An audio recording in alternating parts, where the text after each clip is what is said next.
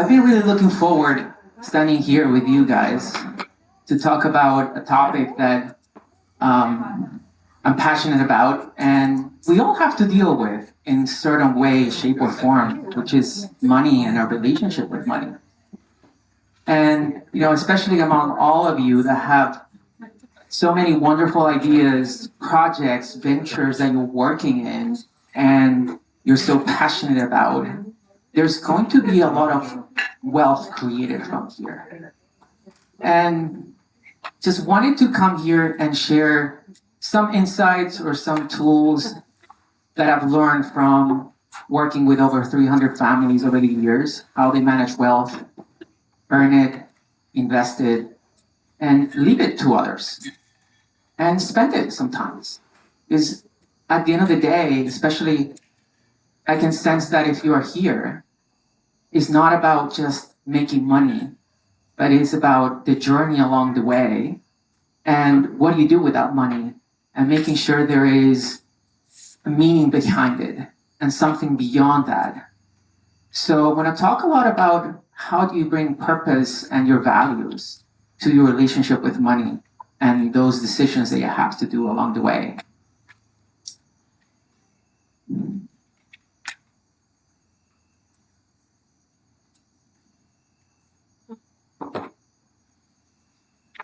So first I wanted to ask you, how do you define wealth for yourself? To me, it's such a beautiful word that goes beyond just money or investments or things like that, because to me, wealth means a lot more things beyond the material aspects of what people think about it. And I would like to ask you, have you really thought about what wealth means to you in your life? How do you define it? Happiness, yes. There are many ways, and in a way, we all comes from different walks of life, different life experiences, different priorities. We get to define what that means to us. Because for us could mean just living here in Yoko village with a wonderful community and just have your needs met, not have to worry about the stresses of a big city or things like that. For others, it may be actually being a bustling city and having a nice apartment and a well-paying job and making a successful career out of it. And again, if you're here, it's probably because you're challenging a little bit of the conventional wisdom of your normal life, or just as some of us, as we heard this morning, of you may not want to be in a cage anymore. So you get to define that. So some ways to define wealth that I wanted to, to me, is obviously the money aspect, is how much money you have, how much financial resources you have. That's the most obvious one. How about abundance? Abundance of relationships, knowledge, resources. Just the word abundance, I think it just brings us into a different frequency. How about health? Without health, could we work? Could we enjoy each other here in community? Right? Like, it's so important. And I think it's bringing also abundance of health and well-being for us. How about relationships? There's a lot of wealth in that, right? Like, there are resources that we can tap in here just because of the relationships we create in this environment, in this community. It's just invaluable, right? It's just being here and hearing your different perspectives and ideas that many times is just life-changing. That's so valuable. How about your human capital? So think about human capital as your potential to earn more money in the future. How do you increase that potential over time? And as we start our careers and our journeys, our human capital potential can be great, but we all have the ability to increase that through education, investing in ourselves. And then ultimately, I think once you have some wealth, you're seeking many times, especially for the crowd here, you're seeking some more meaning behind it, right? Because they say, the cliche of, can money buy happiness? To some degree, there are studies that show that beyond a certain level of income, which in the US comes to around $70,000 or $80,000, beyond that, more money doesn't really increase happiness. So that is a big part of it. Right? Like, how do you redefine that relationship with money? Because just more of it by itself may not necessarily make you happier. And I've seen that from many client stories. And one of them is, we have a lottery winner client. We all wish we could win the lottery and have all this money and options and things to do. But, even if this family that won the lottery and were fortunate enough to be purposeful and set aside some money every time they got a lottery check, where to the point that they have nowadays maybe 20 million net worth, you will think that gives you so much wealth of resources and things to do. It's unfortunately and sadly is one of those clients that oftentimes I think are not, they're their happiest as a family. It's just sad to see. And, that's part of that relationship, finding that deeper meaning, not just the money itself. Another question that comes up often is, how much is enough? And you can project that in many different ways. But let's think about it from a monetary point of view. How much money would be enough for you where you could feel that you have all you want? And I invite you on a little journey with me. Maybe, take a deep breath and think about the abundance and the feeling that will be like to have enough money for all the things that you need. It's like, deep breath with me. And just visualize it. You want to close your eyes. Visualize what it will be like to have all the money for your family so that you don't have to worry about providing for them anymore. Think about what it will be like to have all the resources for your projects, your venture. You don't have to be hustling and getting all the funding, and you can carry out all those initiatives that you have in mind.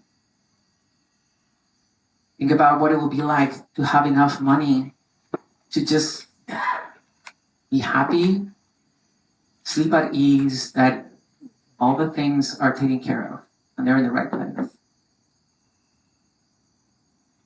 It's interesting when you start thinking about that.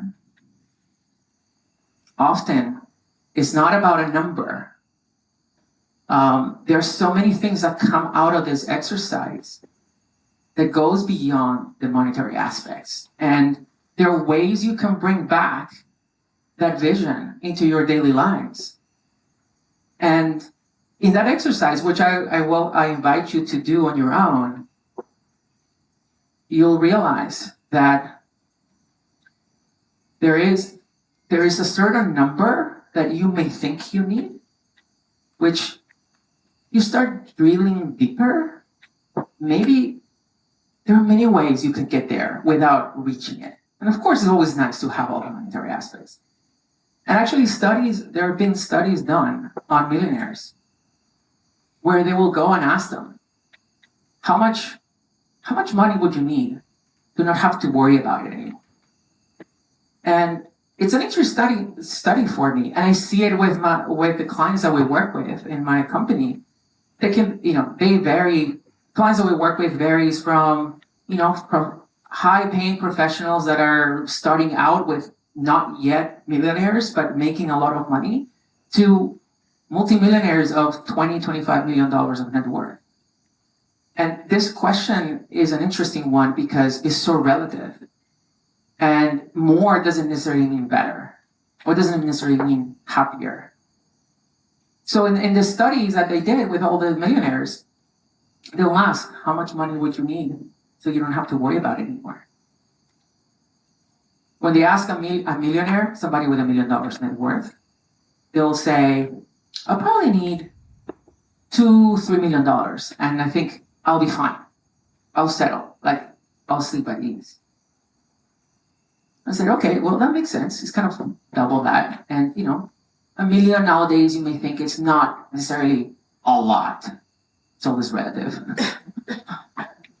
But the interesting thing is, when they go and ask somebody with $10 million of net worth the same question, the answer is, okay, well, I have 10 million now. I think for me to sleep well at night and not have to worry about money, I'll need about $20-25 million. And what's so interesting is that the answer is always, I will need about double or a little bit more than double that I have. And it's all relative to what you've been accustomed to. But within that, there's a lot you can do to bring more meaning and to align the values and what's important to you to the way you deal with your money decisions in your life, so that you feel more wealthy, you feel more abundance in it. So some of the things that we try to do always with these conversations is making sure we understand what's important to you. What are the values that are important to you? Is it having mobility?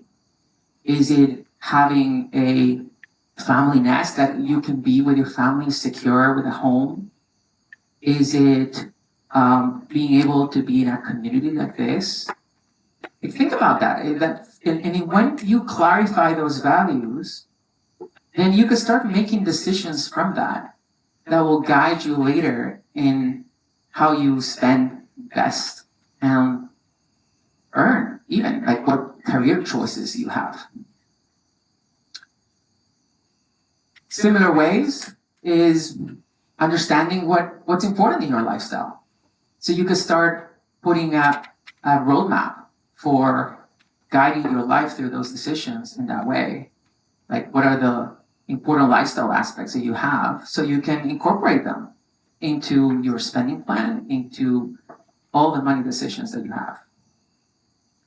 And I think lastly, something that people don't often do a lot is how, put clarity around that number of how much would it be enough, but from the mindset of what is it that is important to you, not what you think they need. If you answer from the point of, well, my surroundings, I see this, they have these houses and they have these things and they can go on these vacations, I need to do that.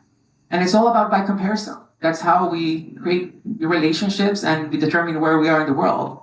But is that really what you want? Is that really what's important to you? Does it really align with the values you have for yourself? I think from there, once you have that North Star clear, then you create a plan for it and quantify it. How much really do you need to get there, so that work is optional, or you don't need to work as hard, or you can really be closer to that dream lifestyle that you want, that is completely living up life to the fullest. So from there, how do you want to get there to that plan? You need to make money, right? And this is where I think this is an interesting chart that I always like to put in very long perspective, because when we do planning for clients, we always look at decades, even though we are so typically we tend to look at 1 year, 2 year, 3 year, but our work is many times decades far out planning. So in looking at the relationship between your human capital potential, your earnings potential, and also how wealth is created, or the financial wealth, it's almost like, how do you transform your ability to earn over time into financial resources that give you options and the ability to do the things that you want? And I think ultimately is the goal is, how can you maximize that ability to earn for as long as possible by investing in yourself, your education, the connections you make, that relationship capital that you develop in places like this. in other locations in your network, etc. And how do you transform that on an ongoing basis to financial resources or other forms of wealth? And one of the things I want to say is we tend to be programmed so much by society that it's a linear path to get there. And I think that we need to reimagine that. Like there is so much possibility nowadays of potentially having 2, 3 different careers in our lifetime, right? Especially with advances in medicine and being able to take care of our bodies, nourish them properly over time. I could see people having different careers over the entire lifetime, having different breaks, sabbaticals, renewal periods. And it's all about how do you manage that and provide for you, because that's what's going to give you a life worth living. So don't think about it in a linear way. Think about what really is aligned to you at each phase or season of your life. But always think about how do you build over time? Or how do you transform that human capital earning potential into the financial resources that will give you options for the future you and the future of your families? And in thinking about that earning potential, I think, for me, when you find something that you love doing, you could probably do it without getting paid because you're passionate about it. And I always love this word, the ikigai. There's a Japanese concept of really pursuing what you're truly passionate about, what you're good at, and what you can get paid on. It's kind of this alignment of the reason for being. And I think if you can align what you do with the way to you earn money with your ikigai, then that traditional model of having to work a certain period of time and then, I want to retire because I want to do something else, it kind of goes away.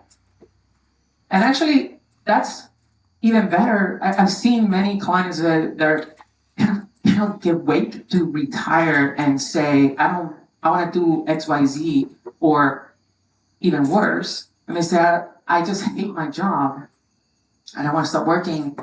And we ask, okay, so what would you want to do with your time? And then there's a void. And those are the people that struggle the most, because it's like, how do you fill that void that sometimes it's your own identity that you've devoted decades of your life to, and you're going to walk away from, but what are you going to fill it with? So finding your ikigai, and it could be many, right? There are people here that have so many interests. It could be many different missions or purposes that you have throughout your life.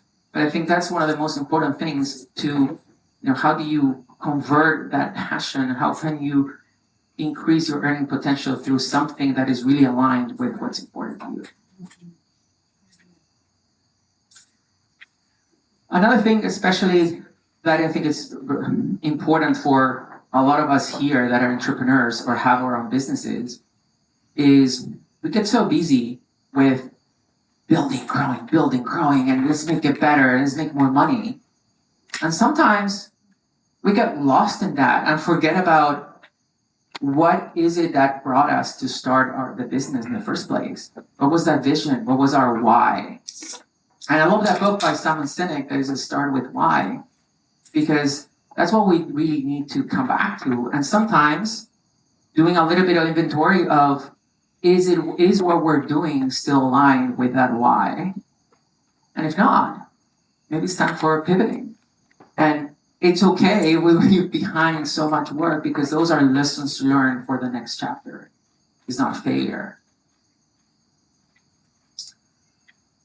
Another thing that comes up often, especially when we work with self-employed people, or sometimes professionals that start their own business, but in reality they're just solopreneurs, is start becoming a job where, yes, you're your own boss, you can set your own terms, but is it really an enduring business? Does it have value beyond the work that you're putting in? And I think that's something for you to ask yourself as you're building your own business. How can you truly make it valuable beyond the hours that you put in, because that's what you truly unlock the value. And if that's not the vision that you have for yourself, and this is just a way to pursue your career or your profession, and not necessarily build something of value beyond it, that's okay too. But then plan for it accordingly in your financial plan, because you may not get some monetization of that business that you're creating. So you're going to have different resources available and need to save accordingly for that. And I think, and I'm maybe preaching to the choir here, is especially as entrepreneurs, we try to do things on our own and we want to do everything ourselves, and it's just focusing on your strengths, right? That's what's going to bring you more satisfaction, fulfillment. And everything else, especially with today's world where you can outsource so much and bring other partners, just remove that from yourself and make sure what you do on a day-to-day basis is aligned with your true purpose and your strengths. And I think lastly, especially for those of you who want to create something valuable, is know your exit strategy for it. Like, how do you plan to create something of value and leave a legacy beyond your involvement in it? And many times as you're working in it, you start thinking about that strategy over time. What is it going to be like? Is it going to be selling externally? Is it going to be selling internally? Like, how are you going to monetize that? And it may be decades along the way, but having that mindset from the beginning can help you do little steps along the way to make you ready for that. So let's talk about investing it. We heard a little bit about some investing opportunities already, and I think through many of you, you have so many cool ideas to invest in, and there's so many investment options out there. So, you can make it very complicated, you can make it very simple, straightforward, and keep with things that make sense to you and you're comfortable with.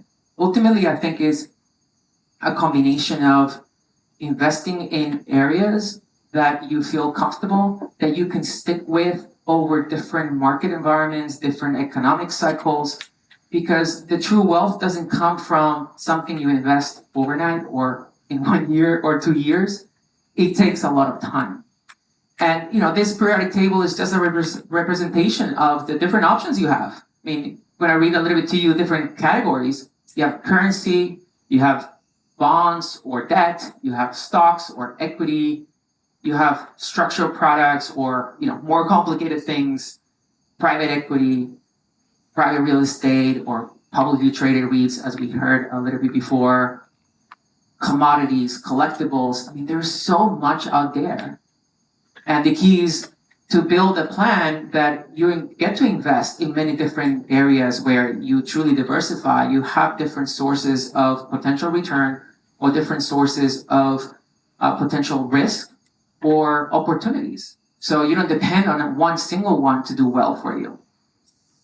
One thing I will mention on this too is, especially with some of the ideas that we're hearing about, is the liquidity or accessibility of many of these vehicles, right? Like, some of these investments may require years to play out.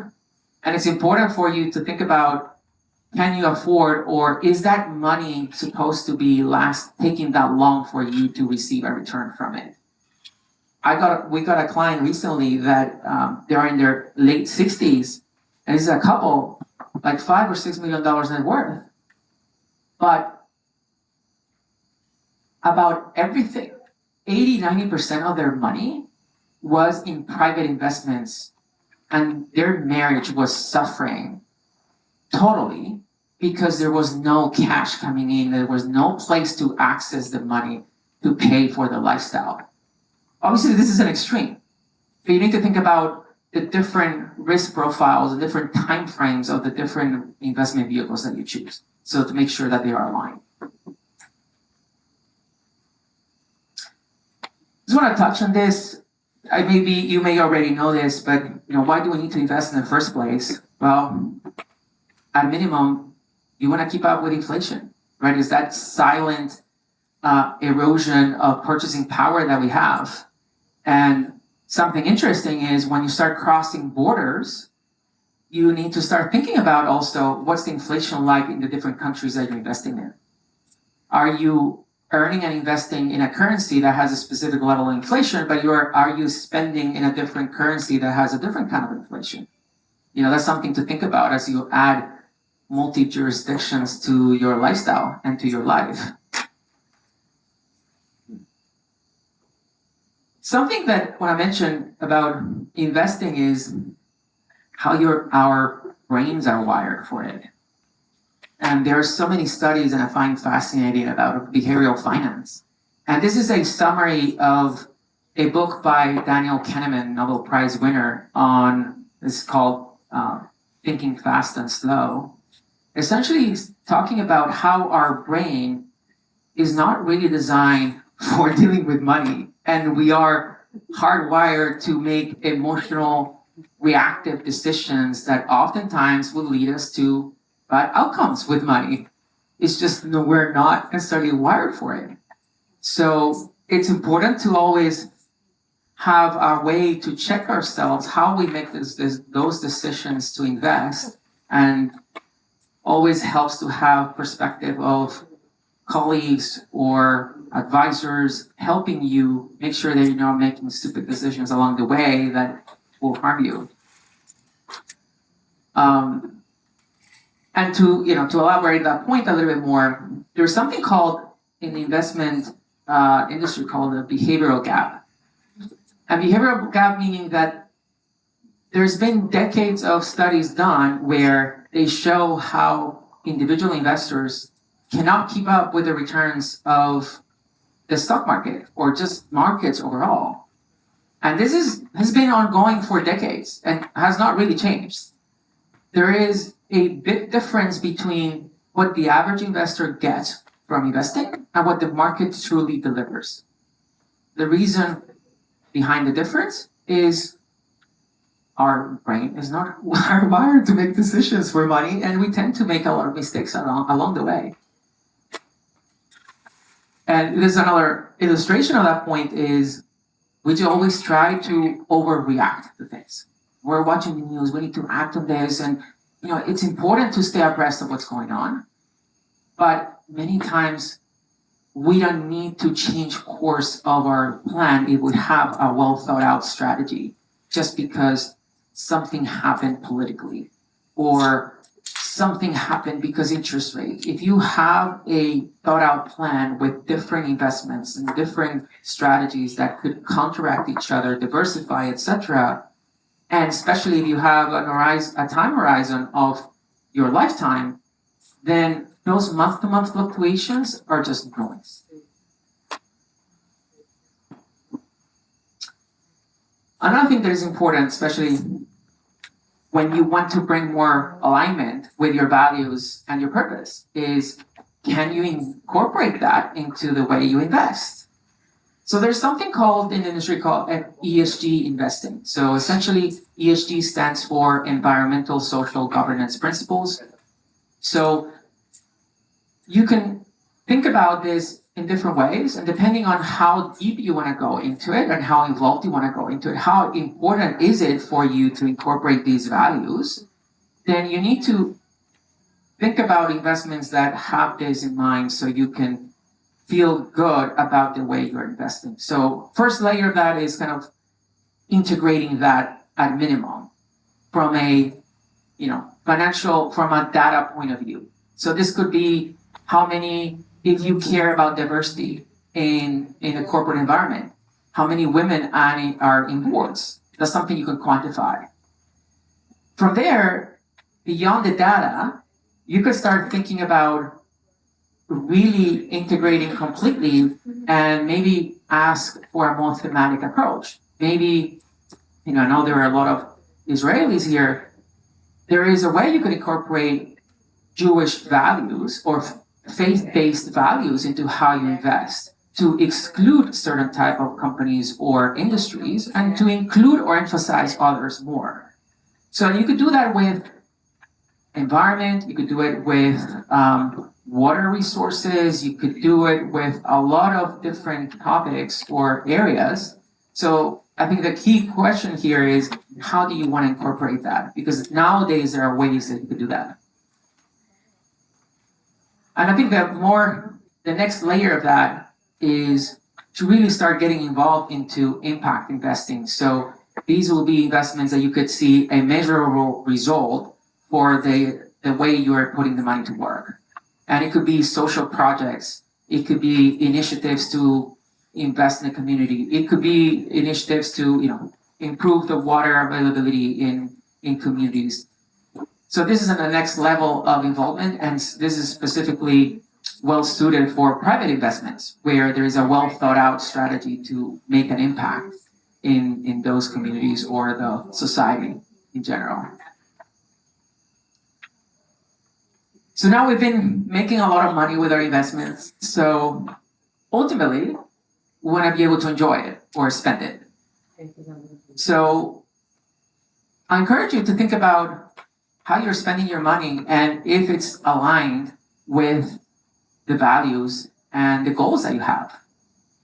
To us, when I sit with clients sometimes and we get down into the details of how money is being spent, it's very revealing to see the places that they're spending their money and how oftentimes it's not really in alignment with how they would like to live their life. And doing this exercise once in a while, it will show you, because these are small decisions that you make every day about how you want to spend the time or how you want to spend things. So it's just gonna give you a very good check on, are you really living the way that you want based on those values that you have. From there, I think if you're gonna need to realign, most of the times people will need to realign a little bit things. So I like to reframe the budget idea to creating more of a conscious plan of spending. Because you may say, for me, it's very important for our family to go on vacation X number of years and in a specific way. And you may be spending more money towards that than other people would. But if that's going to bring you joy to you and your family, then you should be able to spend on that and not feel guilty about it. Because ultimately, money is a tool to give us the ability to enjoy our life and do the things that we want for us and for others. And one last thing that I want to say is, make sure that, if investing in yourself and your well-being is important, you always set aside money for your future self, save, invest, and take care of your health and those around you. Sometimes we forget about that because we're so busy just working and hustling and bustling. So put always that first. And lastly, I want to say, this makes a difference. Incorporate gratitude into your relationship with money.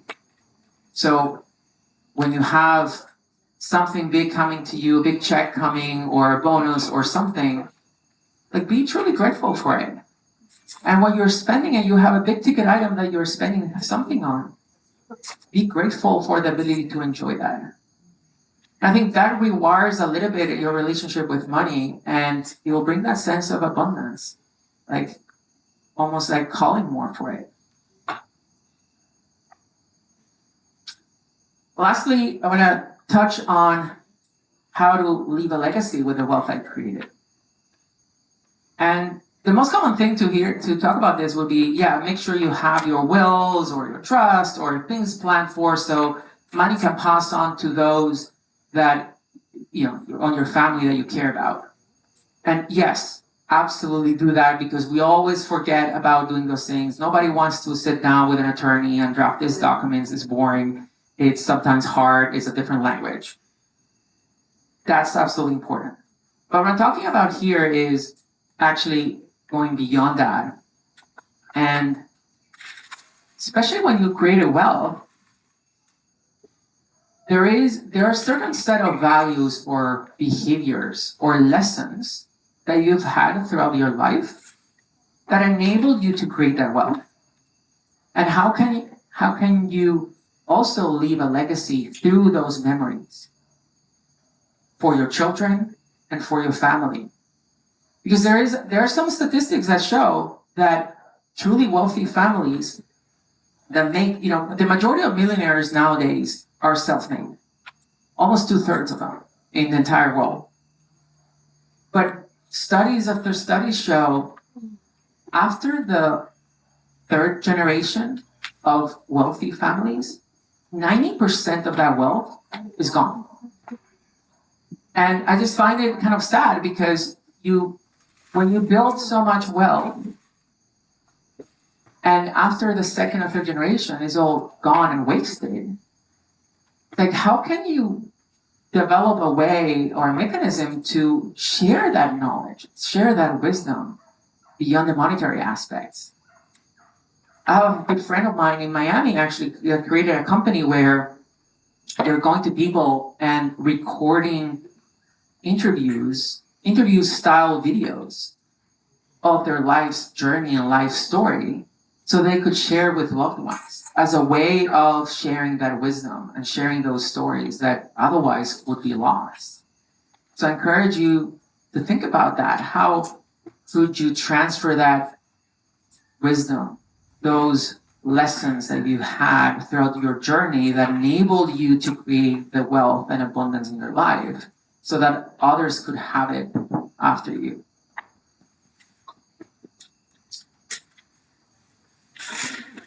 And the last part I will say here is when leaving a legacy, we always ask clients about not just the family relationships that they care about, but also what are causes that you care about? Are there organizations or initiatives that you truly care about? And the most recent example that I enjoy a lot talking about is we had this couple that they had a technology platform for schools, and they were selling their business recently for about $5-6 million. And they were so passionate about education. And we had seen from reviewing their tax returns that they were donating regularly to that cause, that as a process of the sale of the business, we helped them structure a donation of that business. A small percentage of that business went to a charity fund where they could essentially fund 10 or 20 years worth of normal donations for them to pursue that passion of theirs of promoting and incentivizing their education. And obviously, it helps reduce the taxes in the year that you make the most money when you're selling the business. But I encourage you to think about what are causes or organizations that you care about, that are there ways that you can help them share that wealth that you created. And I will go even further to say, are there ways that you can start doing that even if you don't have that wealth to give? Because even just by volunteering your time or your knowledge, you could give back and contribute a lot. So with that, I just hope that I could bring you, some ideas for you to align your values, your purpose, and, enhance the relationship that you have with money so that you can go on creating wealth along your life, your community, and make a greater impact for those, the lives that you touch.